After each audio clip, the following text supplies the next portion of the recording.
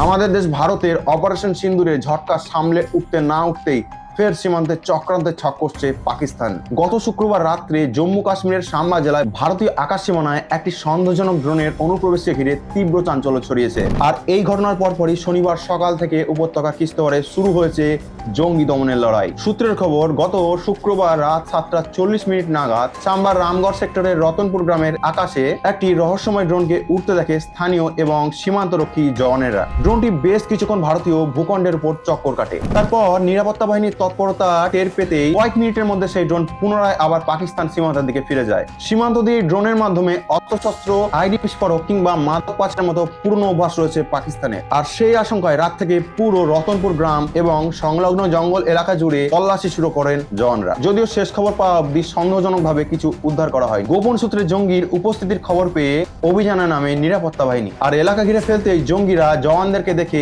এলোপাথারি গুলি ছুটতে শুরু করে এবং এর পাল্টা জবাব দেয় আমাদের ভারতীয় সেনা। তবে একটা কথা, যে দেশের মানচিত্র আঁকলে কুকুরও লজ্জা পেয়ে যায়, তাদেরকে তাদের ভাষাতেই জবাব দেওয়া দরকার। আমাদের সকল ভারতীয় সেনাবাহিনীকে স্যালুট। লাইক করে কমেন্টে জয় হিন্দ অবশ্যই লিখবেন।